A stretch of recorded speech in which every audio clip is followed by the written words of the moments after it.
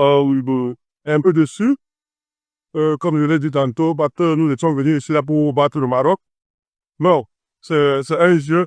Tu parlais absolument un vainqueur aujourd'hui.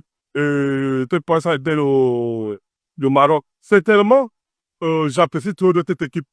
Contrairement à ce que nous, on pensait, qu'une jeune équipe, tu as beaucoup d'avenir. Le temps, c'était pratiquement de remporter la finale, le trophée.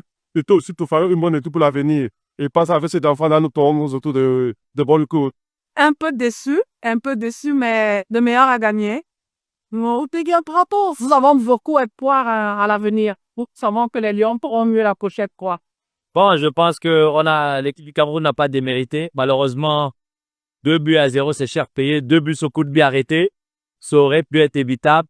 Mais sur la télionomie du match à la fin, vous regardez un peu que on était sous pression. Il y avait un public qui était assez puissant, qui se toussait son équipe. Un arbitre, il semblait voir des fautes que d'un seul côté. On s'est pas créé assez de situations franches quand on les a pu. On n'a pas été assez dangereux. On n'a pas fait le bon dernier geste, la dernière passe. Tactiquement, ils nous ont bien étudiés. Ils ont ciblé Carlos Baleba et Mbeumo pour qu'ils ne puissent pas jouer. Ils faisaient des prises à 2, à 3 sur Baleba. Ça nous a un peu fermé. Tactiquement, nos entraîneurs ont très bien réagi avec le changement de système parce que je pense que la sortie de Kamado nous a mis un T. Parce que je suis pas convaincu que dans l'effectif, il y a un joueur qui a le même profil que Kamado pour jouer en piston droit. Ça nous a un peu mis en difficulté. C'est une équipe qui est en train de montrer quelque chose de bien lors de cette compétition. Elle n'était pas attendue, elle est arrivée en quart de finale. Je pense qu'il faut plutôt construire, c'est ce qu'on a vu aujourd'hui. Il y a eu quand même de la bonne gestion émotionnelle.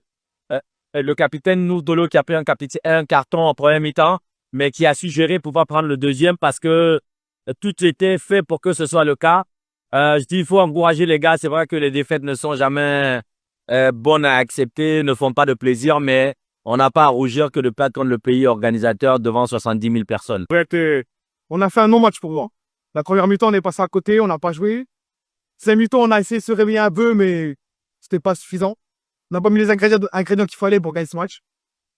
L'arbitre n'a pas été au top, mais bon, honnêtement, même sans ça, même avec ça, il mérite en même temps. D'accord, alors.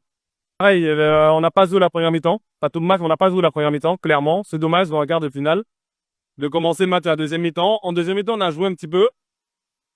Après, le problème, c'est que dans le contexte, le stade, bon, c'est compliqué de jouer qu'une mi-temps, de relancer une machine. Mais on a quand même essayé en deuxième mi-temps, mais la meilleure équipe a gagné.